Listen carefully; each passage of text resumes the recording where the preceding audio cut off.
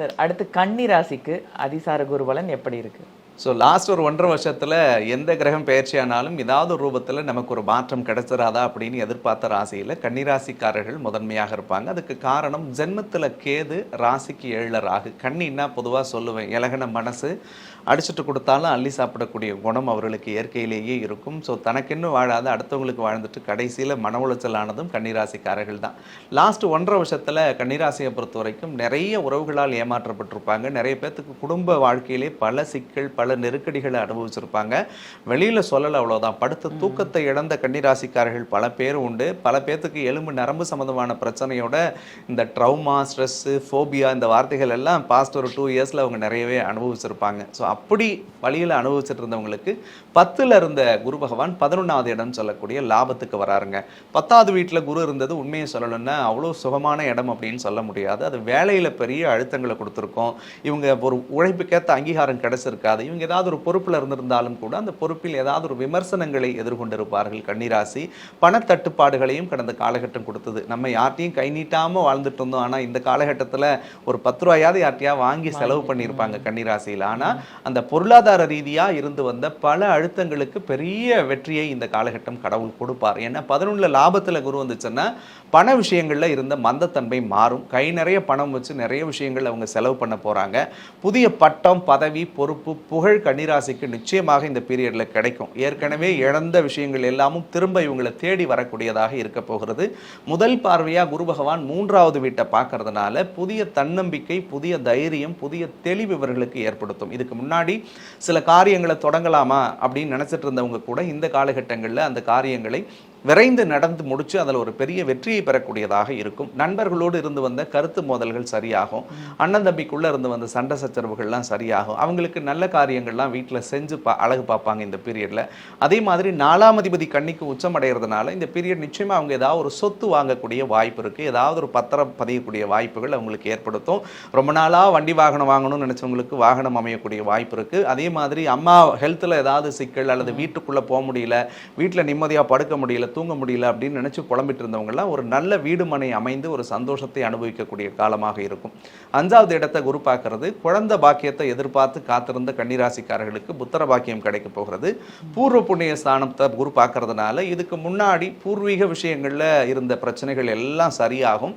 இவங்க செஞ்ச பல நல்ல காரியத்துக்குரிய புண்ணிய பலன்களை இந்த காலகட்டங்களில் இவர்கள் அனுபவிப்பார்கள். அதே மாதிரி கன்னிக்கு 7ஆம் இடத்தை குரு பார்க்கறதுனால இல்லற வாழ்க்கையை எதிர்பார்த்து காத்த கன்னிராசிக்காரர்கள் கல்யாண வயசு இருந்தவங்களுக்கெல்லாம் கடவுள் அருளோடு கல்யாணம் கூடி வரும்.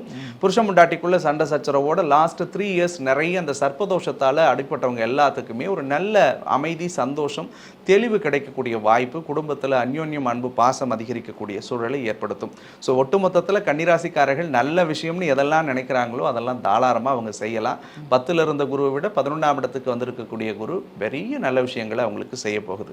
அவங்க எந்தெந்த விஷயங்கள்ல கவனமாக இருக்கணும்? கன்னிராசிக்காரர்களை பொறுத்த வரைக்கும் 12வது இடத்துல கேது அவங்களுக்கு மறைஞ்சிருக்காங்க. 6வது இடத்துல சனி, ராகு இருக்கிறதுனால பண ஹேண்ட்லிங்கில் மட்டும் கொஞ்சம் கவனம். யாருக்கிட்டையும் இந்த டைமில் பணம் கொடுக்கல் வாங்கலோ அல்லது புதிய கடன் ஏதாவது வாங்கணும்னு நினைக்கிறதோ தயவு செஞ்சு வேணாம்.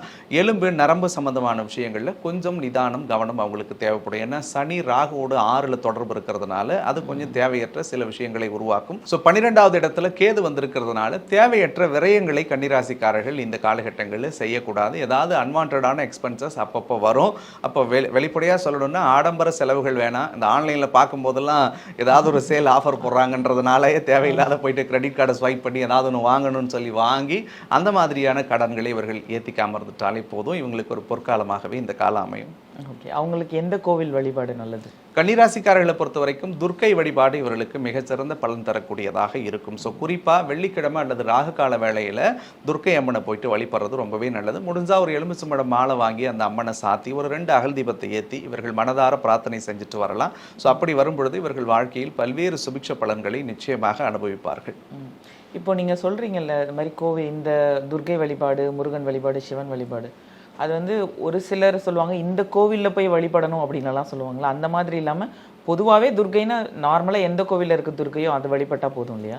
எல்லா கோவில்ல இருக்கக்கூடிய தெய்வங்களும் ஒரே தெய்வங்கள் தான். ஸோ என்னை பொறுத்த வரைக்கும் எண்ணங்கள் தான் தெய்வங்களே. நம்ம எந்த கடவுளை மனதார நினைத்து வழிபடுகிறோமோ அந்த கடவுள் நமக்கு நிச்சயமாக நல்ல பலன்களை தருவார்கள். ஏன்னா உங்க அனுபவத்திலையும் என் அனுபவத்திலையும் தெரியுங்க, நமக்கெல்லாம் விவரம் தெரிஞ்சதுக்கு பிறகு தான் திருச்செந்தூர் போகிறோம், கரெக்டா? ஆமா. அதுக்கு முன்னாடிலாம் நான்லாம் எனக்கு கிட்டத்தட்ட 2012 இருந்து தான் திருச்செந்தூர்ன்ற ஒரு கோவில் இருக்கிறதே தெரியும். அப்போ தான் எங்கள் அப்பா அம்மா என்னை கூட்டு போனாங்க. எங்கள் குடும்பத்தோடு அப்போ தான் நாங்கள் முதல் முறை போனோம். அதுக்கப்புறம் கடந்த 13 வருஷத்தில் நான் ஒரு 1000 முறை போயிருப்பேன் அந்த கோவிலுக்கு. ஆனாலும் அதுக்கு முன்னாடி நான் அந்த கோயிலுக்கு போனாலும் அந்த முருகன் பல நல்ல விஷயங்களை செய்தார். எங்கள் வீட்டில் இருக்கிற முருகனை கும்பிடுவோம், பக்கத்தூரில் இருக்கிற முருகனை கும்பிடுவோம். ஸோ அதனால் எங்கிருந்தாலும் அந்த தெய்வத்தை நாம் மனதார நினைத்து வழிபடும் போது அத்தனை தெய்வத்தினுடைய சக்திகளும் சத்தியமாக நமக்கு கிடைக்கும். இந்த இடத்துக்கு தான் போயிட்டு துர்க்கையை கும்பிடணுன்றது இல்லை.